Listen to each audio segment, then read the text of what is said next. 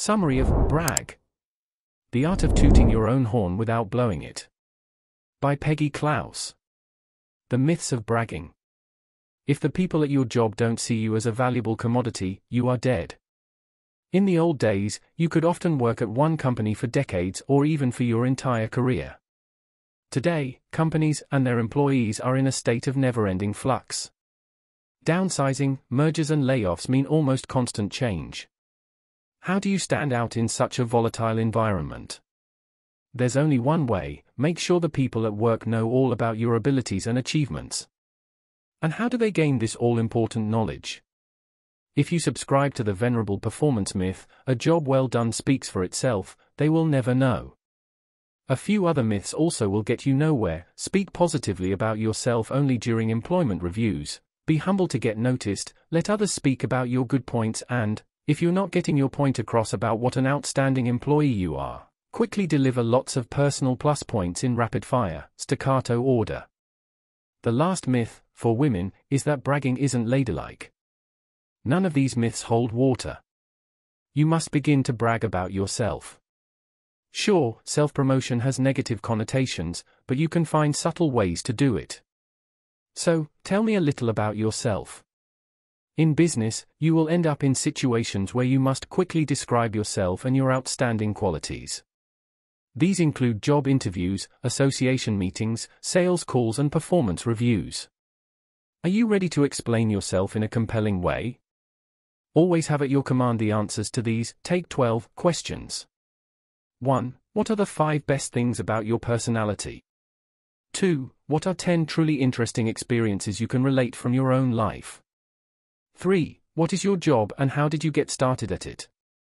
4. What do you love most about your work? 5. How do you apply your skills on the job? 6. What are your greatest employment successes? 7. What new skills have you developed recently? 8. What are the toughest obstacles that you have overcome at work? 9. What new education or training have you undergone? 10. What organizations have you joined? 11. What do you do away from work? 12. How are you making things better for others? Think long and hard about these questions, then develop and memorize an inventory of responses. This is your brag bag. Don't be afraid to ask others to help you develop your answers to these important questions. Effective bragging relies on details that are colorful and piquant, so be sure to include them. Along with your brag bag, develop some handy brag bites and bragologues.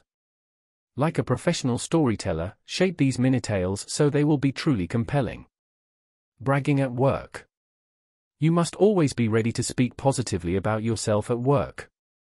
Every day, think about these 4 basic facts: who you are, what your position is, what you do, and what great things you are currently achieving for the company.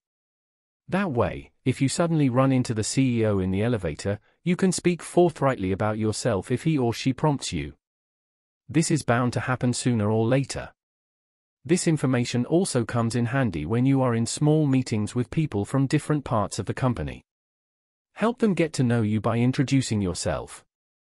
Talk positively and appropriately. For example, don't brag about yourself at a funeral or other solemn event. Always be sensitive regarding time and place.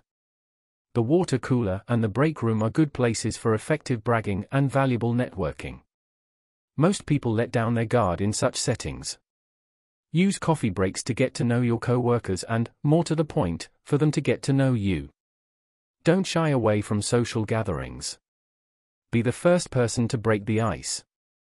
Don't worry about appearing to be kissing up when you seek out senior executives at parties. Such events have one purpose: to mingle. So, get out there and start networking. You'll never get powerful people within your organization to think favorably about you if they don't know who you are. Use social functions to introduce yourself to others within your company who may be able to help you later. Interestingly, many senior executives report that they often are left alone at social functions, because a lot of employees are too intimidated to speak to them like one human being to another. Overcome this. High-tech braggadocio. Today, business is conducted in a virtual world. You often, or even primarily, contact your supervisors, associates, clients and customers by email, phone and video conferencing. How do you keep them thinking positively about you under such circumstances? The answer is simple: quickly put some effective high-tech bragging techniques to work. Consider this example: a financial analyst suddenly is no longer in close touch with his supervisor. Thanks to a merger, she now has dozens more direct reports. As a result, the analyst seldom gets any important face time with his supervisor. What to do? Knowing that the supervisor relies on voicemail, the analyst begins to phone her office daily to leave quick and well thought out updates on his work and progress.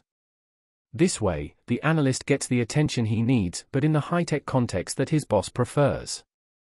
If you use this technique, always draft what you plan to say in advance.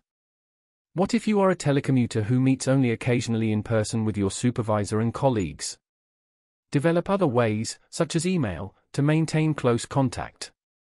But also make an effort to conduct routine trips to the home office to keep in touch. Don't forget the old adage, out of sight, out of mind. Brag and get that job. Your answers to the Take 12 inventory of questions will come in handy during job interviews. Concentrate on those special qualities, capabilities, and experiential factors that make you the ideal candidate to fill an open position. If your resume has any holes or trouble spots, carefully plan honest but compelling responses that you can use to describe and possibly mitigate the effects of such zingers. A job interview is your opportunity to breathe life into the information on your resume. During the job interview, match your specific bragalogues and brag bites to what the interviewer is most likely to want to learn. Before the interview, find out everything you can about the company, its products and services, and its corporate culture. Then plan your brag bag accordingly. Always be prepared for this inevitable question: tell us about your biggest weakness. Discuss your liability in a graceful and articulate manner. Often, you can even turn a negative into a positive. Let's say that you are shy and introverted. You can reveal this deficit, and note that as a result, when you are at the office, you prefer to focus on your work instead of socializing. While you are friendly, your main focus is to do the most outstanding work you can. Few potential employers will view this trait unfavorably. The work review. Are you ready for your next performance review? You will be if you have kept your brag bag current and have engaged in a strategic, bragging campaign throughout the year. Regularly write down, in outline format, your accomplishments and achievements. This information will be useful during your review. Be an active participant. Don't let your supervisor be the only one who speaks. Through the careful polishing of your bragalogue and brag bites, you have an excellent story to tell. Of course, this presumes that you will be prepared fully for the review. Practice your bragalogue in front of the mirror so that you can deliver it effortlessly. Your performance review presents the almost ideal opportunity for you to brag strategically about your accomplishments. If your supervisor compliments you during your review, be sure to thank him or her. Too often, employees, and people in general, have a difficult time accepting two things: criticism and compliments.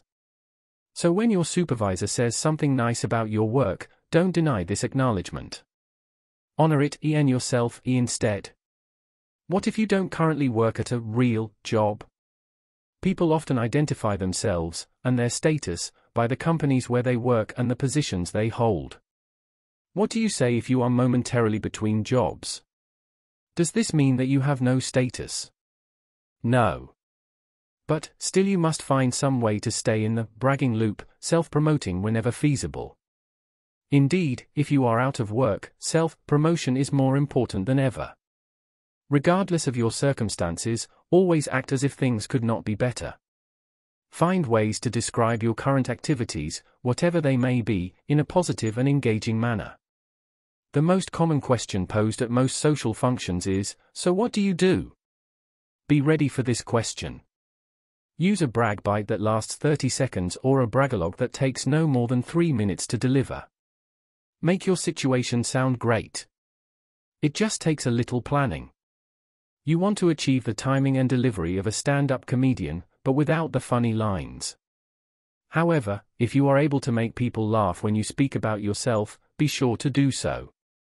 Nothing breaks the ice like a little humor. Self-employed? Then you'd better brag. Do you work for yourself? If so, you are your business. Make sure that people think highly of you. Your livelihood depends directly on their assessment. Use strategic self-promotion. No matter what line of work you are in, you can't sell your business if you can't first sell yourself. You never know if the next person you meet will be a prospective client, a possible investor, or a journalist looking for a story about the next great entrepreneur. Be ready to tell your personal story. Develop a series of bragologues and brag bites so you will always have some good ones ready when you introduce yourself to another person. Make sure that you are not offering blabberlogues. When the time comes to introduce yourself and your product or service, be ready to answer these questions. Who are you and what is your professional background? How will your service or product benefit a client? Is it complex or easy to use, affordable or deluxe? To become a truly artful self-promoter, keep these essential bragging tips in mind. Be authentic, brief and, when appropriate, funny. Always remember to whom you are speaking. Speak with people, not at them. Use entertaining, meaningful stories to promote yourself at the right moments. If you talk the talk, make sure you can walk the walk. Convert small talk into big talk. Deal only in current bragologues and brag bites. Be prepared to talk about yourself anytime, anywhere. Put your head, heart, expression, eyes, everything into your stories about yourself. Additionally, always pay attention to these important brag nags. Don't be boring. Make sure that your best self is always on display, even in the most uncomfortable settings. Create a strong first impression. Be excited about yourself and what you have accomplished. Adjust your bragologue or brag bites to your particular listener.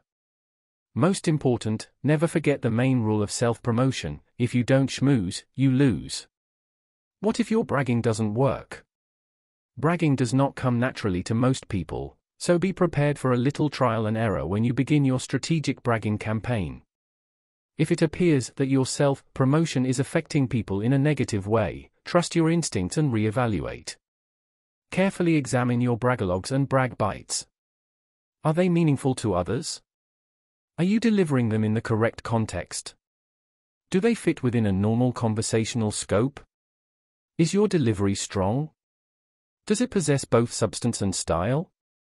Are you polishing your image at the appropriate time? You cannot become an effective brag master overnight. Practice, practice and practice some more. You will eventually be able to brag about yourself without people knowing what you are doing. Then, you will fully establish your greatly deserved bragging rights.